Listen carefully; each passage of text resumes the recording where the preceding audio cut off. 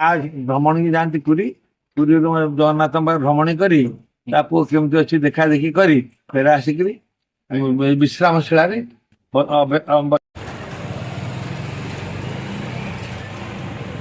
ଜଗନ୍ନାଥଙ୍କର ନବକଳେବର ହୁଏ ସେତେବେଳେ ଦାରୁ ବ୍ରହ୍ମ ଖୋଜା ପଡ଼େ। ସେତେବେଳେ ବଡ଼ ଦେଉଳର ଦଇତାପତିମାନେ ଆସି ମା କାକଟପୁର ମଙ୍ଗଳାଙ୍କର ପାଖରେ ପୂଜା ଅର୍ଚ୍ଚନା କରି ତାଙ୍କ ଆଶୀର୍ବାଦ ଲାଭ କରନ୍ତି। ତାପରେ ସେ ଦାରୁ ବ୍ରହ୍ମ ଖୋଜିବାକୁ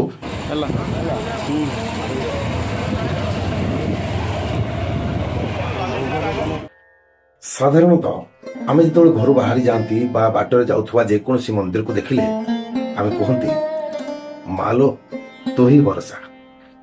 ଆଜି ସେମିତି ଏକ ମାଙ୍କ ପୀଠକୁ ମୁଁ ଆପଣଙ୍କୁ ମୋ ଭିଡ଼ିଓ ମାଧ୍ୟମରେ ନେଇ ଚାଲିବି। ତ ଆଜି ଏମିତି ଏକ ଜାଗା ମୁଁ ମୋ ଭିଡ଼ିଓ ମାଧ୍ୟମରେ ଆପଣଙ୍କୁ ଦେଖେଇବି ଯେଉଁ ଜାଗା କି ପ୍ରସିଦ୍ଧ ସାରା ଓଡ଼ିଶା ଲୋକଙ୍କୁ ହୃଦୟରେ ଘର କରିସାରିଛି। ଆଉ ସେ ଆଉ କେହି ନୁହନ୍ତି, ସେ ହେଉଛି କାକଟପୁରର ମା ମଙ୍ଗଳା। କାକଟପୁର ମଙ୍ଗଳା ମାଙ୍କ ବିଷୟରେ ଯେତେ ବି କହିବେ କମ୍ ପଡ଼ିଯିବ। କାରଣ ଓଡ଼ିଶାର ପବିତ୍ର ଶକ୍ତିପୀଠ ଭିତରୁ ଇଏ ମଧ୍ୟ ଗୋଟିଏ। ମା କାକଟପୁର ମଙ୍ଗଳା ତାଙ୍କ ଉପରେ ମୁଁ ଗୋଟେ ଭିଡ଼ିଓ ବନେଇଛି। ଆଉ ଯେଉଁମାନେ ଏଇ କଥା ବି ଜାଣିନାହାନ୍ତି ତାହେଲେ ଏଇ କଥା ବି ଜାଣି ରଖନ୍ତୁ, ଜଗନ୍ନାଥଙ୍କର ବଳଭଦ୍ର ସୁଭଦ୍ରା ତାଙ୍କ ସହିତ ମା କାକଟପୁର ମଙ୍ଗଳାଙ୍କର କ'ଣ ସମ୍ବନ୍ଧ, ତାଙ୍କ ଭିତରେ ସମ୍ପର୍କ କ'ଣ ଆପଣମାନେ ଜାଣି ରଖନ୍ତୁ। ଯଦି ଜାଣିଥିବେ ଭଲ କଥା, ଯଦି ନ ଜାଣିଥିବେ ମୁଁ ଗୋଟେ ଏହା ଉପରେ ଗୋଟେ ଉକ୍ତି କହୁଛି। ଯେତେବେଳେ ଜଗନ୍ନାଥଙ୍କର ନବକଳେବର ହୁଏ ସେତେବେଳେ ଦାରୁ ବ୍ରହ୍ମ ଖୋଜା ପଡ଼େ। ସେତେବେଳେ ବଡ଼ ଦେଉଳର ଦଇତାପତିମାନେ ଆସି ମା କାକଟପୁର ମଙ୍ଗଳାଙ୍କର ପାଖରେ ପୂଜା ଅର୍ଚ୍ଚନା କରି ତାଙ୍କ ଆଶୀର୍ବାଦ ଲାଭ କରନ୍ତି। ତାପରେ ସେ ଦାରୁ ବ୍ରହ୍ମ ଖୋଜିବାକୁ ଯାଆନ୍ତି। ଏମିତି ମାହାତ୍ମ୍ୟ ଆଉ କେଉଁ ଦେବୀ ପାଖରେ ହେଇନଥାଏ ଯୋଉଠି କାକଟପୁର ମା ମଙ୍ଗଳାଙ୍କ ପାଖରେ ହେଇଥାଏ। କିନ୍ତୁ ଭିତରେ କ୍ୟାମେରା ଏଲାଉ ନାହିଁ, ଫିର୍ ବି ବାହାର କ୍ୟାପଚର ଆଉ ସେଠିକାର ଯେଉଁ ପଣ୍ଡା ଅଛନ୍ତି, ନନା ଅଛନ୍ତି, ସେ ନନା ମାଙ୍କ ବିଷୟରେ ସବୁ କିଛି ଅପଡେଟ୍ ଦେଇପାରିବେ। ନୀତିକାନ୍ତି କେମିତି କ'ଣ ପୂଜା ଅର୍ଚ୍ଚନା ସବୁ କିଛି ହୁଏ। ତେଣୁ ମୁଁ ତାରିଣୀ ମାଙ୍କର ଭିଡ଼ିଓ ବି ପକେଇଥିଲି, ଆପଣମାନେ ବହୁତ ସାରା ଭଲ ପାଇବା ଦେଇଥିଲେ। ଆଉ ଏଇ କାକଟପୁର ମା ମଙ୍ଗଳାଙ୍କ ଭିଡ଼ିଓ ଆପଣ ନିଶ୍ଚୟ ଦେଖିବେ। এই ଭିଡ଼ିଓ ମାଧ୍ୟମରେ ଆପଣ ସବୁ କିଛି ଯାଇପାରିବେ। ମୋର ଉଦ୍ଦେଶ୍ୟ ସବୁ ଦେବାଦେବୀ, ଭଲ ଭଲ ଜାଗା ଆଉ କୌଣସି ଚାଷ ଉପଯୋଗୀ ଏସବୁ ଭିଡ଼ିଓ ମୁଁ ମୋ ଭିଡ଼ିଓ ମାଧ୍ୟମରେ ଦେବି। ତାହେଲେ ଆରମ୍ଭ କରିବା ଭିଡ଼ିଓ। ଏ ହେଉଛି ପୁରୀ ଜିଲ୍ଲାର କାକଟପୁର ମାର୍କେଟ। ଆଉ ଏ କାକଟପୁର ମାର୍କେଟରୁ ଆମେ କାକଟପୁର ମା ମଙ୍ଗଳା ନିକଟକୁ ଯାଉଛୁ, ଯେଉଁଠି ତାଙ୍କ ଗେଟ୍ ତୋରଣ ହେଇଛି। ସେଇ ବାଟ ଦେଇ ଆମେ ମାଙ୍କ ପାଖକୁ ଯାଉଛୁ। ସେଠୁ କିଛି ବାଟ ଗଲେ ମାଙ୍କ ମନ୍ଦିର ଆସିବ। ଆଉ ବାଟରେ ବି ଭିତରକୁ ବଡ଼ ଗାଡ଼ି ବି ଛାଡ଼ୁନାହାନ୍ତି, ଏଠି ପାର୍କିଂ ଅଛି। ତ ସାଇଡ଼୍ରେ ବି ଭୋଗ ଦୋକାନ ପୁରା ଲାଗି ଲାଗି ରହିଛି। ମାଙ୍କ ପାଖକୁ ଯିଏ ଯିବ ଭୋଗ ରାଗ ଯାହା ବି ନେଇକି ଯିବେ ମାଙ୍କ ପାଖକୁ, ତାଙ୍କ ଚରଣରେ ଯେଉଁ ପାଦପଦ୍ମରେ ଯେଉଁ ଫୁଲ ବା ଅଗରବତୀ ଯାହା ବି ଯାହା ଦରକାର ନେଇକି ଯିବେ। ସବୁ ବ୍ୟବସ୍ଥା ଦୁଇ ସାଇଡ଼୍ରୁ ହେଇଛି। କାରଣ ଏ ଆପଣଙ୍କୁ ମୁଁ ଦେଖାଉଛି ଏମିତି। ତାପରେ ମାଙ୍କ ଯେଉଁ ଶକ୍ତିପୀଠ ଆସିଗଲା। ଏ ହେଉଛି ମାଙ୍କର ଯେଉଁ ବ୍ୟାକ୍ ସାଇଡ଼୍ ଡୋର୍, ଯେଉଁଠି ପଣ୍ଡାମାନେ ଠିଆ ହେଇଛନ୍ତି। ଇଏ ହେଉଛି ମାଙ୍କର ପୁରା ପ୍ରତିମୂର୍ତ୍ତି, ଯେଉଁଟାକୁ ଆମେ କ୍ୟାପଚର୍ କରିଛୁ। ମାଙ୍କର ପୁରା ଫ୍ରଣ୍ଟ ଗେଟ୍ ଏଇଠି, ଯେଉଁଠିକି ଦର୍ଶକମାନେ ଏଣ୍ଟ୍ରି କରନ୍ତି। ଆଉ ଯେଉଁ ଏପଟ ସାଇଟ୍ ହେଉଛି ମାଙ୍କର ବାହାରିବା ଗେଟ୍। ତେଣୁ ଏ ପାର୍ଶ୍ୱ ଦେଇ ପୁରା ରାସ୍ତା ଯାଇଛି।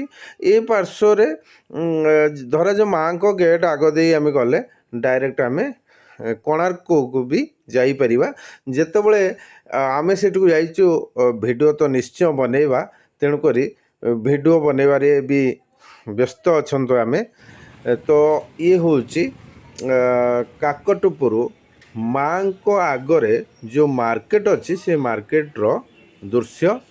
ଆଉ ଇଏ ମାଙ୍କର ପାଚେରୀ ରହିଛି, ଭିତରକୁ କ୍ୟାମେରା ଏଲାଉ ନାହିଁ, ତେଣୁକରି ଭିତରଟା ନେବା ଟିକେ କଷ୍ଟସାଧ୍ୟ। ଏଇ ଯେଉଁ ପାଖ ଦେଇ ଗଲା ପରେ ପୁଣି ମାଙ୍କର ଯେଉଁ ସେପଟ ଗେଟ୍ ଅଛି, ଏଇ ଯେଉଁ ପଣ୍ଡାମାନେ ଅଛନ୍ତି, ଏଇ ପଣ୍ଡାମାନେ ଏଠି ଜଗିଛନ୍ତି ଯେ କି ଯେଉଁ ଭକ୍ତମାନେ ଆସିବେ ସେମାନଙ୍କୁ ସେ ପାଛଟି ନେବେ। କିଏ କେଉଁ ଏରିଆରୁ ଆସୁଛି ପଣ୍ଡାମାନେ ଅଟୋମେଟିକ୍ କ୍ୟାପଚର କରିବେ, କିଏ କେଉଁ ଏରିଆରୁ ଆସୁଛି ସେଇ ପଣ୍ଡା ତାଙ୍କୁ ସର୍ଭିସ୍ ଦେବେ। ଏ ପୀଠ ହେଉଛି ଶକ୍ତିପୀଠ, ଆଉ ମା ମଙ୍ଗଳା ହେଉଛନ୍ତି ପ୍ରତ୍ୟକ୍ଷ ଦେବୀ। ଏଠାରେ ପ୍ରଥମେ ସୂର୍ଯ୍ୟ ଦେବତାଙ୍କୁ ପୂଜା କରାଯାଏ, ତାପରେ ମାଙ୍କର ପୂଜା କରାଯାଏ। ଏଠି ପଣ୍ଡା ଅଛନ୍ତି, ତାଙ୍କଠାରୁ ଆମେ ସବୁ ଶୁଣିବା, ବୁଝିବା, ଆଉ କ'ଣ ହେଉଛି ତା ବି ଆମେ ଏଠି ଦେଖିବା।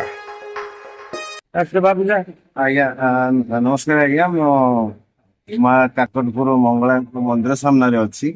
ମୋ ପାଖରେ ନନା ଅଛନ୍ତି, ତାଙ୍କଠାରୁ ଶୁଣିବା ମାଙ୍କର ମାହାତ୍ମ୍ୟ ବିଷୟରେ ଶୁଣିବା। କେମିତି ଯେଉଁ ପାଦ ବିଷୟରେ ନନା ବୁଝଉଥିଲେ ବା ମନ୍ଦିର ବିଷୟରେ ବୁଝଉଥିଲେ, ଚାଲନ୍ତୁ ଜାଣିବା। ଆମ ସାଙ୍ଗରେ ନନା ଅଛନ୍ତି।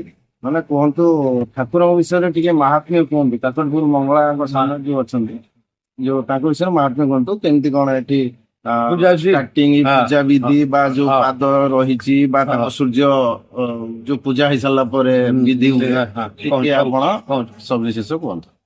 ପ୍ରଥମ ରାତି 4ଟାରୁ ମଙ୍ଗଳା ଆଳତି। ଆଜ୍ଞା ମଙ୍ଗଳ ଆଳତି ଦ୍ୱାର ପିଠା ମଙ୍ଗଳା ଆଳତି। ଆଜ୍ଞା ମଙ୍ଗଳ ଆରମ୍ଭ ହବ ଠାକୁରାଣୀଙ୍କ ନୀତିକାନ୍ତି। ଆଜ୍ଞା ଫୁଲାଗି ହେବେ, ଚୁଆ, ଅଗୁରୁ, ହଳଦୀ, ବିଭିନ୍ନ ପ୍ରକାର ସୁବାସିତ ଜଳରେ ମା ଗାଧେଇବେ।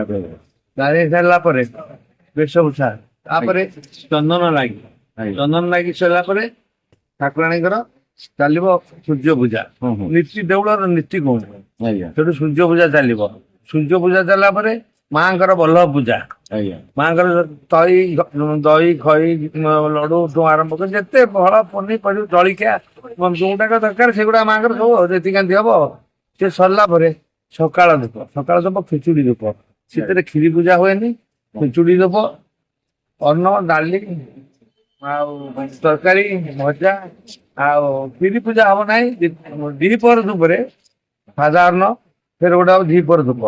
ଦ୍ୱିପହର ଧୂପରେ ଖିଚୁଡି, ସକାଳ ଧରି ସରିଗଲା ଖିଚୁଡି ଧୂପ। ଦ୍ୱିପହର ଧୂପରେ ଖାଲି ସାଧାରଣ ଡାଲି, ତରକାରୀ, କ୍ଷୀରି ପୂଜା ହବ। ଭଜା ଭଜି ଯାହା ସକାଳ ପୂଜା ହେଇଥିଲା ଏକ୍ସଟ୍ରା ହଉଛି କ୍ଷୀରିଟା। ତାପରେ ହେଲା ଭଣ୍ଡ, 3ଟା ବେଳେ ବେଶ ଭଣ୍ଡ ଧୂପ। ଭଣ୍ଡ ଧୂପରେ ଏଇ ଅନ୍ନ, ଡାଲି, ତରକାରୀ, ଖଟା, କ୍ଷୀରି ଯାହା ଦ୍ୱିପହର ଧୂପରେ ପୂଜା ସେ ପୂଜା ହେଇକି ମନ୍ଦିର ବନ୍ଦ ହବ। ମନ୍ଦିର ବନ୍ଦ କରିସାରିବା ପରେ ମନ୍ଦିର ବନ୍ଦ ହେଇସାରିବା ପରେ ଫେର ଉପରବେଳା ହଉଛି 3ଟା 50ରେ ଖୋଲା ହବ ମନ୍ଦିର। ମନ୍ଦିର ଖୋଲା ହେଲେ 6ଟା 6ଟା 15 6ଟା 20 ଭିତରେ ସନ୍ଧ୍ୟା ଆଳତି। ସନ୍ଧ୍ୟା ଧୂପରେ ରାତି ଧୂପ। ରାତି ଧୂପ ସରିଲା ପରେ ରାତି ଧୂପରେ ଅନ୍ନ, ଡାଲି, ତରକାରୀ, ଖଟା, କ୍ଷୀରି, ଦହି ପଖାଳ ଆଉ ଆମର କାକେରା, ମିସ୍କୁଡି ଇଏ ସବୁ ପୂଜା ହବ। ତାପରେ ଭଣ୍ଡଟା ରାତି 10:30 ରୁ 11ଟା ଭିତରେ ଭଣ୍ଡ ହବ। ଭଣ୍ଡ ଛେନା, କ୍ଷୀର ପଡିକି ଗୋଟେ ବଡ ପଣା ଆଉ ନିଷ୍କୁଡି ଇଏ ପୂଜା ହେଇକି ମନ୍ଦିର ବନ୍ଦ ହବ। ମନ୍ଦିର ତାପରେ ଆରମ୍ଭ ହବ ଆମର ଠାକୁରାଣୀ ଯୋଉ ବିଶ୍ରାମଶିଳା ଫୁଲ ଦିଆ ହେଇ ତାଙ୍କର ଯାଇକି ରହନ୍ତି।